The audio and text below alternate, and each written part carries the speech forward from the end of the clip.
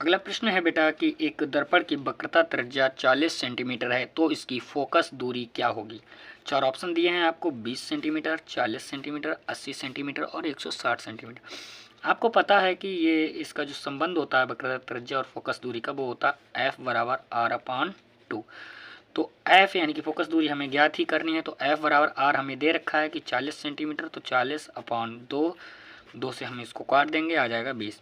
हमारा जो आंसर आएगा वो आएगा 20। पहला ऑप्शन हमारा सही हो जाएगा, 20 सेंटीमीटर। देखो बेटा अगला प्रश्न है हमारा कि वस्तु से बड़ा आभासी प्रतिबिंब बनता है। चार ऑप्शन दिए हैं, उत्तल दर्पण से, समतल दर्पण से, अवतल दर्पण से और इनमें से कोई नहीं। अभी कुछ देर पहले ही हमने पढ़ा था कि जो अवतल दर्पण के द्वारा जो प्रतिबिंब बनता है वो आभासी, सीधा व वस्तु से बड़ा बनता है। तो हम वही बिल्कुल सेम घुमा के पूछ लिया है कि वस्तु से बड़ा आभासी प्रतिबिंब बनता है।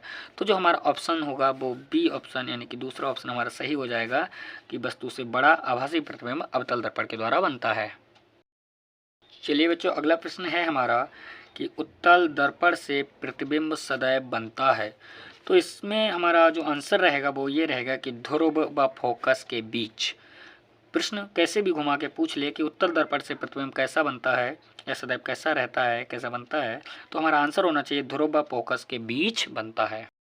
देखिए बच्चों अगला प्रश्न है हमारा कि समतल दर्पण द्वारा निर्मित प्रतिबिंब का आवर्धन क्या होता है।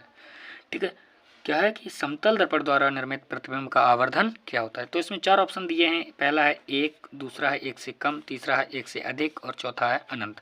तो इसमें हमारा पहला ऑप्शन सही हो जाएगा, जो समतल दर्पण द्वारा निर्मित प्रतिबिंब है उसका जो आवर्धन होता है वो 1 होता है। प्रश्न है बेटा हमारा कि प्रकाश की चाल किस माध्यम में न्यूनतम होती है। तो चार ऑप्शन हमारे लिए दिए हैं बेटा कि कांच है, हीरा है, जल है, केरोसिन है। चारों ऑप्शन को हम ध्यान से पढ़ेंगे। लिया, अब हमारा जो आंसर रहेगा वो रहेगा हीरा। कौन सा? हीरा। ठीक है बेटा। अगला प्रश्न है बेटा कि निम्न में से कौन सा पदार्थ लेंस बनाने के लिए उपयोग में नहीं लाया जा सकता। कि जो लेंस है उसको बनाने के लिए कौन सा पदार्थ हम उपयोग नहीं कर सकते। चार ऑप्शन है बेटा हमारे पास, एक है मिट्टी, प्लास्टिक, कांच और जल। बेटा जल का भी उपयोग हम करते हैं, कांच का भी उपयोग हम करते हैं और प्लास्टिक का भी उपयोग हम करते हैं, लेकिन मिट्टी का उपयोग हम लेंस बनाने में नहीं करते। तो हमारा जो ऑप्शन होगा वो मिट्टी वाला सही हो जाएगा। अगला प्रश्न है बेटा हमारा कि मानव नेत्र में प्रतिबिंब कहाँ पर बनता है। तो हमारा जो ऑप्शन रहे हैं, चार ऑप्शन है हमारे पास कि पुतली पर, कॉर्निया पर, परितारिका पर या रेटिना पर। तो इसका हमारा जो आंसर है वो चौथा वाला हमारा सही हो जाएगा। जो मानव नेत्र है उसका जो प्रतिबिंब बनता है बेटा वो रेटिना पर बनता है।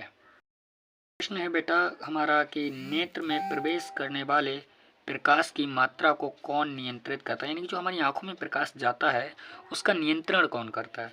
तो बेटा चार ऑप्शन है हमारे पास, एक है पुतली, दूसरा है कॉर्निया, तीसरी है परितारिका और चौथा है पक्षमाभी पेशियाँ। तो इन चारों जो हमारे आंखों के अंदर प्रकाश प्रवेश करता है उसको जो नियंत्रण होता है वो पुतली पर होता है, पुतली उसका नियंत्रण करती है। तो हमारा जो ऑप्शन है बेटा पहला ही ऑप्शन हमारा करेक्ट ऑप्शन है, पुतली हमारा ऑप्शन सही हो जाएगा। अगला प्रश्न है बेटा हमारा कि टिंडल प्रभाव किसका उदाहरण है। तो हमारा जो आंसर है वो ये है कि बंद कमरे में किसी छोटे छिद्र से प्रकाश का आना। आपने देखा ही होगा कि हमारा कमरा बंद है और उसमें कहीं छेद है या होल है, तो देखेंगे हम कि जब प्रकाश आता है तो उसके मार्ग में जो प्रकाश होता है उसमें हमें छोटे छोटे कण दिखाई देते हैं। यही बेटा टिंडल प्रभाव है। अगला प्रश्न है हमारा कि किस रंग के प्रकाश का प्रकीर्ण सबसे कम होता है।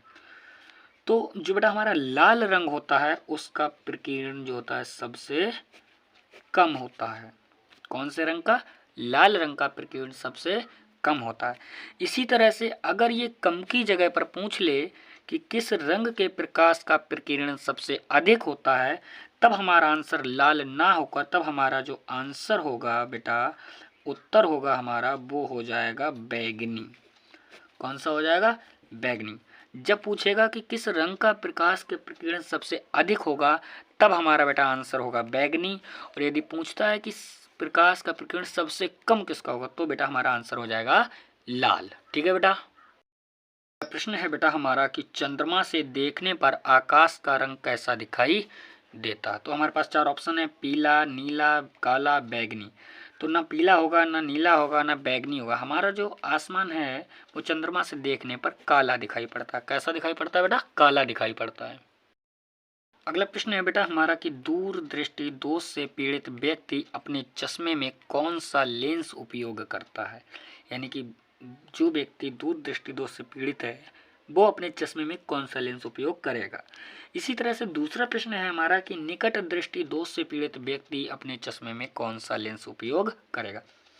अब हमारे दो प्रश्न हैं। यदि दूर दृष्टि दोष है तो वो व्यक्ति कौन सा लेंस लेगा, यदि निकट दृष्टि दोष है तो वो व्यक्ति कौन सा लेंस लेगा।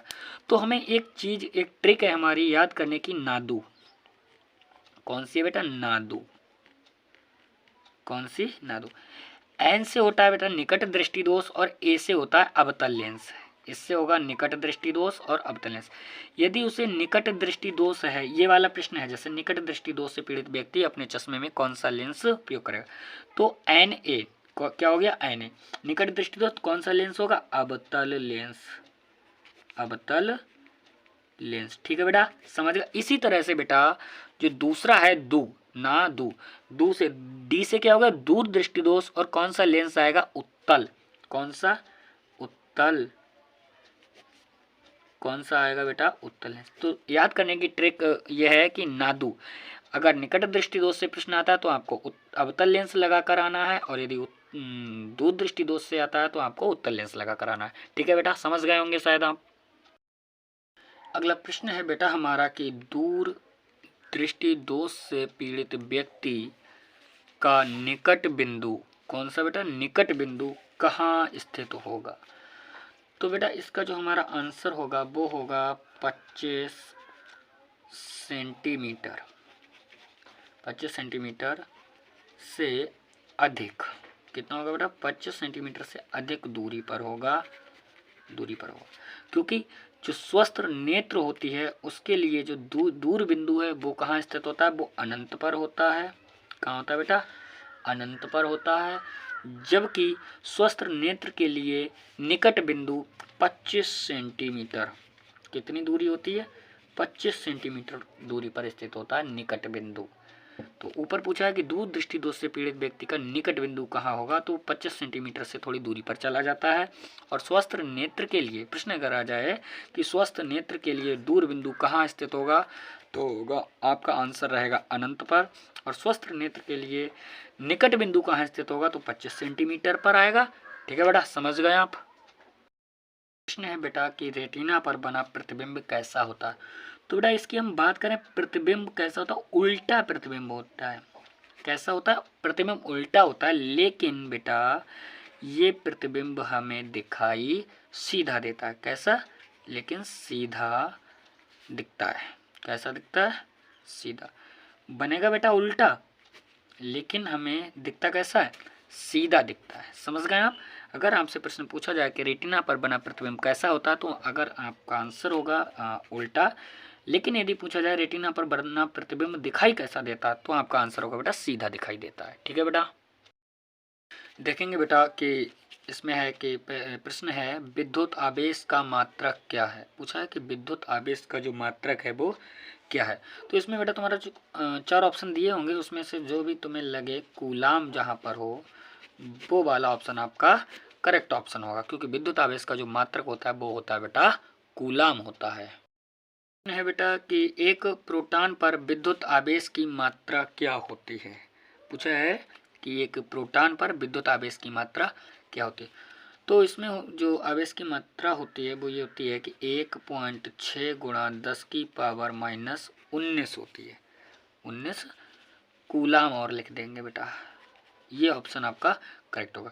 और इसी तरह का बिल्कुल सेम ऑप्शन है कि एक इलेक्ट्रॉन, बस यहाँ पर प्रोटॉन है यहाँ पर इलेक्ट्रॉन है, पर आवेश की मात्रा क्या होगी। मात्रा बेटा सेम होती है, बस इलेक्ट्रॉन पे माइनस चार्ज लग जाता है और जो वैल्यू है वो यही रहेगी कि 1.6 गुणा 10 की पावर माइनस 19 कूलाम। ठीक है बेटा, प्रोटॉन का अगर पूछा जाए तो आपको ये प्लस वाला लगाना है, इस पर प्लस चार्ज होता है, और अगर इलेक्ट्रॉन का पूछा जाए तो आपको माइनस वाला, ये वाली वैल्यू आपको सेव करनी है, यानी कि ऑप्शन पे टिक करनी है। प्रश्न है बेटा कि किसी परिपथ में बहने वाली वैद्युत धारा का मात्रक क्या होगा। तो इसमें बस आपको मात्रक वैद्युत धारा का जो मात्रक है वो आपको बता देना है कि वैद्युत धारा का जो मात्रक है वो बेटा होता है एम्पियर। क्या होता है बेटा? एम्पियर। इसी तरह से प्रश्न पूछा है कि विभवांतर को किस यंत्र से मापते हैं। क्या पूछा है कि विभवांतर को किस यंत्र के माध्यम से बेटा हमारा जो है कि विभवांतर को किस यंत्र से मापते हैं, इसमें हमारा जो आंसर होगा वो होगा वोल्ट मीटर। क्या हो जाएगा बेटा? वोल्ट मीटर हमारा ऑप्शन हो जाएगा। ये हमारा करेक्ट ऑप्शन होगा। 4 ऑप्शन आपको दिए होंगे, उनमें से आपको ये वाला ऑप्शन टिक करके आना है। अगला प्रश्न है बेटा कि प्रतिरोध का मात्रक क्या है। ये तो आपको पता ही होगा कि प्रतिरोध का मात्रक बेटा ओम होता है। क्या होता है? ओम। तो आपको ये याद रखना है, और अगर परीक्षा में आता है प्रश्न तो आपको कौन सा ऑप्शन टिक करके आना है? ओम वाला करके।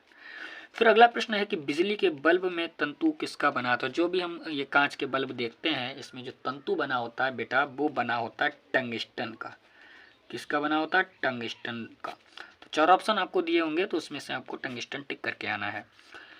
फिर अगला प्रश्न है बेटा कि हीटर का तार किसका बना होता है। तो जो हीटर होता है जो हमारे घरों में चलता है, हीटर का तार बेटा नाइक्रोम का बना होता है। किसका बना होता है?